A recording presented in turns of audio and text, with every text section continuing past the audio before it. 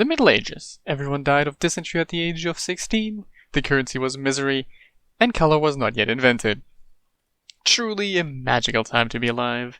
And what better way to relive this time than through video games? So, let's talk about Stronghold. Developed by Firefly in late 2001, with an HD version released in 2013. Stronghold is an RTS game set in the Middle Ages, all about building and defending castles against ungrateful neighbors. Getting through the intro cinematic into the main menu, any player coming from the old Stronghold version will notice that the game now scales to modern resolutions properly out of the box. So no more 1024 by 768 max resolutions. Neat.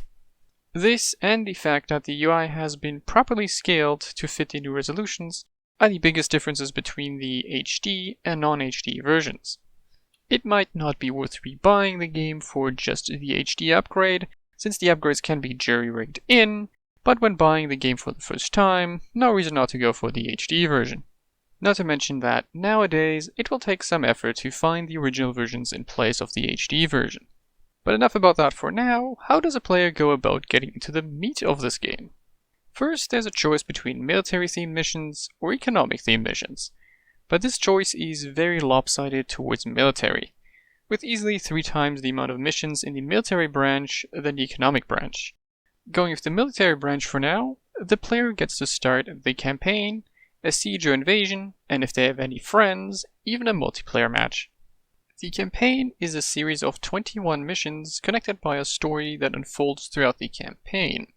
The story is nothing special. 4 powerful nobles have taken the opportunity of the king's absence to carve the realm into spheres of influence. Before the situation could escalate into a full civil war, the player's father and some other nobles wanted to help resolve the situation peacefully, but got killed in an ambush before any negotiations could happen. Now the player and their allies are the last hope to keep the realm together and return it to peace while getting some sweet revenge by beating the other nobles into submission. The 4 antagonists, Rat, Snake, Pig, and Wolf, there's gotta be a joke in there somewhere, might not be deep characters, but they are fun to hate. Having them threaten or insult a player during the missions is actually pretty fun. Plus, a nice touch of the campaign is the map. While it's not interactive and is there only to show the player's progress, it's neat to look at, and it actually changes the country depending on the language of the game. As for the missions themselves, they will mostly consist of the player being told to dig in at a location, and then proceed to repel waves of enemies by constructing fortifications and recruiting soldiers. How does a player go about doing that though? By exploiting the local peasants, of course. Peasants are the backbone of any economy in this game. They are needed to extract and then refine all the necessary resources to build a castle and equip the player's soldiers. To attract peasants, the player needs to convince them that there's more to living in the player's settlements than just suffering. This being medieval peasants though, they're rather easily impressed. As long as they have food and no other pressing problems like the plague, they will swarm to the settlements in droves. To provide food for the peasants, a player has 4 options: hunting deer for meat, raising dairy cows to produce cheese, growing apples in orchards, or setting up wheat farms to produce flour and then bread. Every form of food has its advantages, but providing a variety of food will give an approval bonus. A high approval in turn is needed by the player to keep their peasants from realizing that their life is just an endless spiral of misery. So providing the unwashed masses with services like taverns where they can drink away their worries, or churches so priests start walking around blessing everyone, will make them much more willing to give up their possessions through taxation. Having established a reliable source of income and a renewable supply of peasants, the player can start recruiting soldiers as long as they have the necessary equipment available in their armory and some unemployed peasants in town. The recruitable soldiers range from basic spearmen to knights on horseback, so players got options. In reality, for most missions, it comes down to spamming as many archers or later crossbowmen, who are actually arbalists, but let's ignore that, as possible since a blob of them will kill anything before it gets even close. Building the castle the soldiers will eventually garrison is hands down one of the best parts of the game.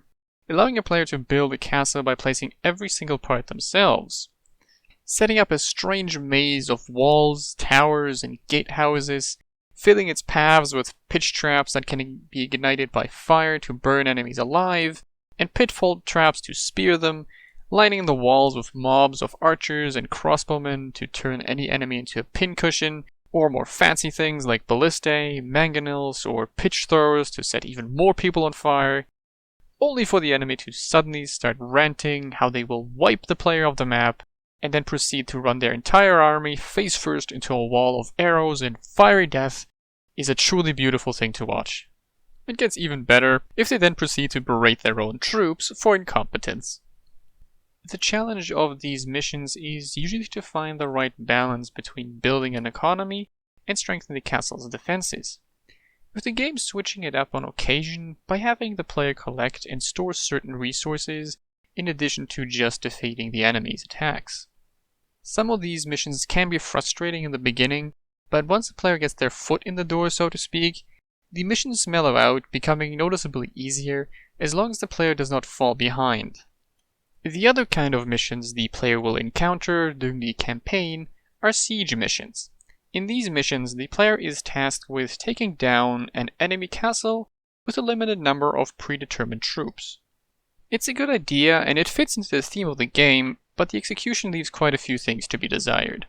Ignoring the part where the player is not even allowed to pick the units they want to use during the mission, directing troops is just not Stronghold's forte. In this game, troops are meant to be stationed on walls and repel enemy attacks. There's no way to group and quickly select units, and no formation controls whatsoever, so just positioning units in an advantageous way is clunky. If the player, despite all the hurdles, manages to pull off something like a tactical maneuver, it won't matter much, since the only way to win battles is to kill all the enemy's soldiers. The end results are unorganized melee blobs, relying entirely on numbers to win once units are told to engage.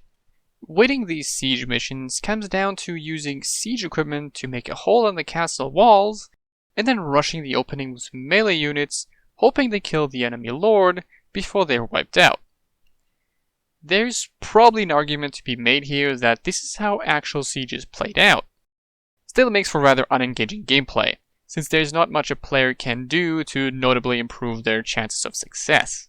The other options in the military menu, the invasion and the siege, are both standalone scenarios similar to the campaign missions, with some notable differences. Invasion missions are similar to the regular campaign missions. The player needs to dig in at a location and then defend themselves, but with extra goals added to the mix to change it up. The siege missions are, as expected, all about destroying pre-made castles. The difference between these and the campaign missions are that a player can now decide what units to take with them to attack the castles, or to choose to play as a defender instead. Playing the defense is a bit passive though, as there is only so much a player can do as the AI tries to take down the castle.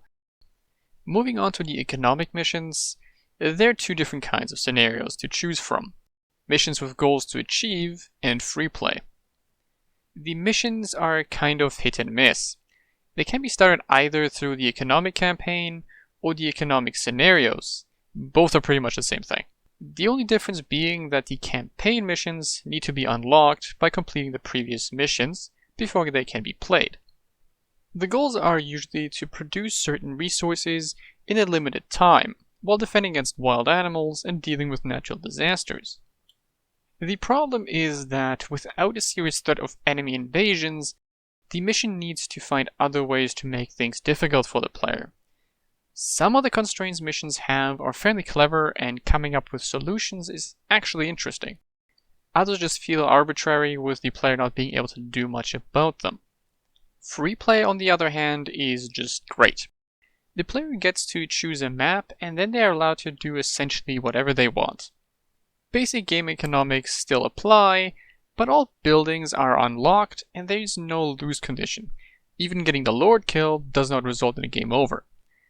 So players can sit back, relax, and take their time to build a castle however they wish. If a player ever gets bored while building their castle, They can use the F1 key at any time to open a menu and trigger all sorts of events. From useful things like jesters showing up and pleasing the peasants, up to not so beneficial things like bear attacks or even full-on invasions. For any player that would like even more freedom to do whatever they like, there's the editor. Besides letting players set up cage matches between poorly armed peasants and wolf packs, the editor provides a set of excellent tools that allow the players to create some impressive maps. Player-made maps can be found all over the net, with new ones still being made. Before the end here, it's time to quickly mention the multiplayer. The most generous thing to say about it is that it exists and functions. A multiplayer match is essentially a skirmish of regicide. Players build their castles on the same map, while trying to kill off the other lords, and the last player or team left wins. Not a bad idea, but the maps feel really overcrowded and controlling military units is still as janky as ever. Still, it's worth a quick try just for the novelty of the whole thing. Stronghold is ultimately a bit of a mixed bag. On one hand, the game has some really fun takes on the RTS genre and is rather charming. The visuals have held up wonderfully, thanks to them being sprites instead of 3D models, and the music gives a good medieval feeling. Combine that with all the animations that the buildings and peasants have, and it results in the towns the player builds feeling actually crowded and lived in. It is why free play is so much fun, setting up castles and the surrounding town, and then just watching the peasants going about their daily lives is really neat. On the other hand though, Stronghold has some serious issues. First and foremost, controlling units. It's clunky and should be done as little as possible. The harder missions can be seriously frustrating and often require the player to cheese the artificial stupidity of the enemy or to rely on memorization and luck. Missing quality of life features can also result in some actions taking longer than they really should. In addition, Stronghold Crusader was released shortly after. While Crusaders does not fix all the problems, it improves on most aspects of the game and is just overall a better game. So playing Stronghold can be a bit awkward nowadays, but anyone that enjoys city builders or strange takes on the RTS formula will have some good fun with this game. The other sequels might be a bit more questionable, but that is for another time. With this, I'll let you go, fellow gentlemen, and wish you a fantastic day.